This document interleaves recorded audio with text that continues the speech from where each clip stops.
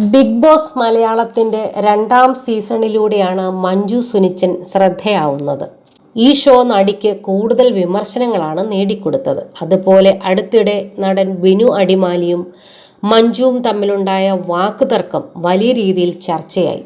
ഒരു സിനിമയുടെ പ്രൊമോഷനുമായി ബന്ധപ്പെട്ട പത്രസമ്മേളനത്തിൽ മഞ്ജു സുനിച്ചനും ബിനു അടിമാലിയും ഒരുമിച്ച് പങ്കെടുക്കുകയായിരുന്നു. ശരീരത്തിന്റെ നിറവും ആകൃതിയും ഒക്കെ പറഞ്ഞ് കോമഡികൾ പറയുന്നതിനെ പറ്റിയാണ് ബിനു സംസാരിച്ചത്.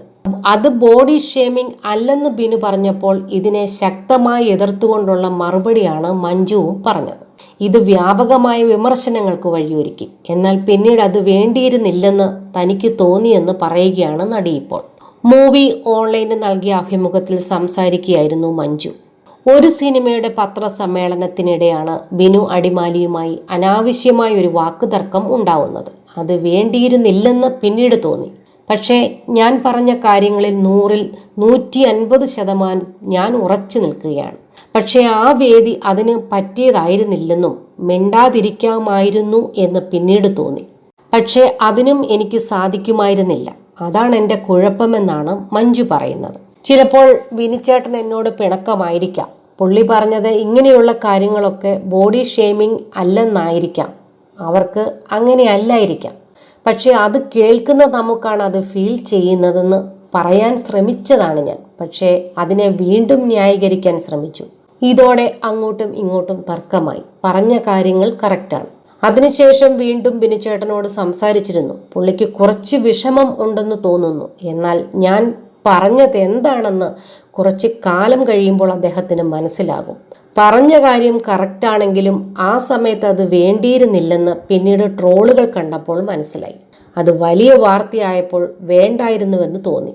നമ്മൾ പറഞ്ഞത് എത്രത്തോളം ശരിയാണെങ്കിലും അപ്പുറത്തിരിക്കുന്ന ആളുടെ അവസ്ഥ കൂടി മനസ്സിലാക്കാമായിരുന്നു. ഇപ്പോൾ എന്നെ ഒന്നും ഭയപ്പെടുത്തുന്നില്ലെന്നും നടി കൂട്ടിച്ചേർത്തു. ഞാനൊരു ധൈര്യമുള്ള സ്ത്രീയായി.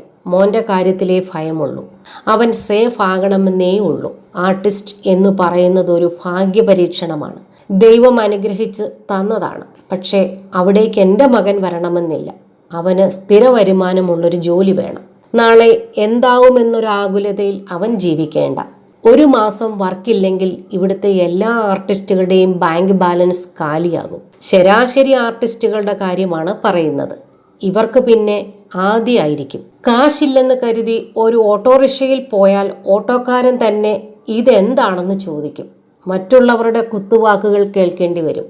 അതുകൊണ്ടാണ് എൻ്റെ മകനും ഇങ്ങനെയൊരു ആകുലത ഉണ്ടാവരുതെന്ന് ഞാൻ ആഗ്രഹിക്കുന്നത്. അത് മാത്രമാണ് എൻ്റെ പ്രാർത്ഥന. ഞാനൊക്കെ സ്ഥിരമായി ടെൻഷൻ അടിച്ചാണ് ജീവിക്കുന്നത്. ഒരു വർക്കൊക്കെ തീരുകയാണെന്ന് പറയുമ്പോൾ നമുക്ക് ആദ്യമാണ് ദൈവമേ അടുത്ത വർക്ക് എങ്ങനെ വരും, കാര്യങ്ങളൊക്കെ എങ്ങനെ പോകുമെന്നൊക്കെ പേടിയാവും. എല്ലാ ആർട്ടിസ്റ്റുകളും ഇങ്ങനെയാണെന്നും മഞ്ജു പറയുന്നു.